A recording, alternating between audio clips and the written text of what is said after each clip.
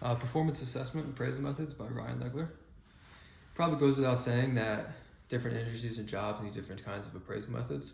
For our purposes, we'll be talking about some of the main ways that employers assess performance in evaluation form. Of course, these changes will be based upon the job specification for each position within each company. Three main types of appraisal we're going to talk about first. First, we're going to talk about the trait method. Managers look at specific traits of their job, such as friendliness to the consumer, things like that. This is very important, especially in determining which job to assign to a certain person, having them be able to perform the job to the best of their capabilities and the company's capabilities. We're going to talk about the behavioral method. Looks at individual actions within a specific job. Comparative methods compare one employee to another. So comparing employees' behaviors is important in business. For example, if you have an employee who doesn't really do well talking to people, it's not a very good idea to throw him into an HR department where that's what he's going to be doing all day.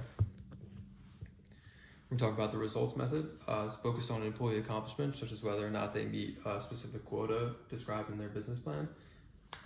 These are used more for things like car dealerships and insurance agencies, because those are more towards meeting a quota of selling a certain amount of things to people.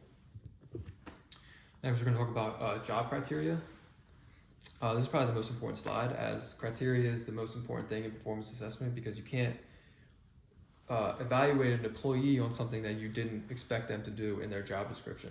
So their job description has to match perfectly with what they are being graded on. We're talking about some different rating scales here. This type of evaluation, or the graphic rating scale, is for each attribute is going to be put on a line, and you're basically going to get a score like 1 through 5 or check marks to see how well you are performing.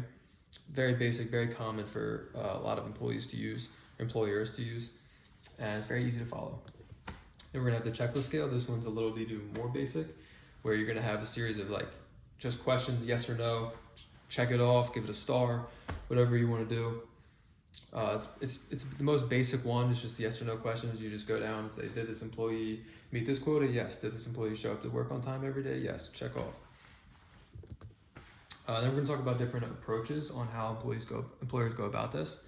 First, we're going to talk about the critical incident report, where employers will write down incidents throughout the period where they're being assessed on, and they'll write them down, and when it's time to be reviewed, they open up the file and see what has been going on over this period. Then we're going to talk about the work standards approach. For certain jobs in which productivity is important, the work standards approach could be very effective in evaluating employees.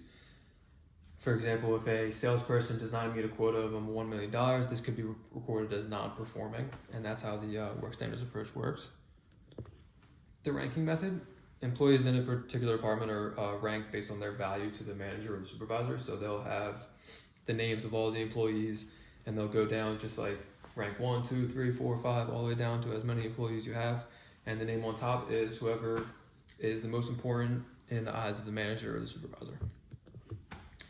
At essay appraisal, this is going to be written in essay form, obviously, and it's going to be a assessment done by a supervisor.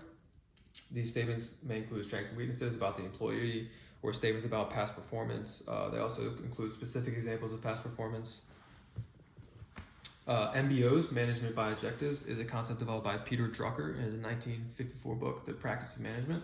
This method is results-oriented, just like the work standards approach. First, the employer will sit down with a list of things that the employee has done, and he will go through and assess them that way. Goals for managers, they need to be smart, specific, measurable, attainable, result-oriented, time-limited. So they have to be specific to the point where you can go get them, measurable to the point where you can actually get them, attainable, again, where you can actually go after and get them, results-oriented, where you're chasing a goal, and time-limited, where you are restrained to a certain amount of time. BARS, or behaviorally anchored rating scale. This tool utilizes information such as a critical incidents file, assigned quantified ranks to each expected behavior. In this system, there is a specific narrative outlining the examples of good and poor behavior that the employee will go off of. We're going to talk about some advantages and disadvantages of each one. So first, we're going to talk about the graphic rating scale. It's easily understood. Like I said, managers love it. The only thing that's difficult about it is it can be difficult to be used in compensation checklists. Measurable traits are easy and specific, but it does not allow for detailed answers and explanations on why they're being graded that way. And we're going to talk about the critical incident. Provides specific examples and is time consuming for managers, meaning it is a lengthy process, but it also has a tendency to report bad incidents and not really focus on the good ones. Work standards approach, ability to measure specific components of the job, but it does not allow for deviations and lengthy answers. We're talking about the ranking method. It creates a high performance work culture where everybody wants to be at the top, but it also can negatively affect your framework as you'll have employees fighting about who's where. MBOs, open communications, employees have many more tasks, but some of them refuse to work under different job titles, so that is a problem that some employers run into. We're talking about bars. Focus is on desired behaviors. Scales for each job position. Desired behaviors are clearly outlined, but it's time consuming to set up and really hard to go through. Essay it can be very easy to put feedback into essay form, but it's very subjective, and the writing ability of the reviewer really impacts the thing. So to wrap everything up, we talked about 3 main types of performance: trait behavior and results-oriented things. The graphic rating scale, checklist scale, critical incident, working standards, ranking, management by objectives, SMART goals. All these aspects are used in performance assessment across all and most businesses.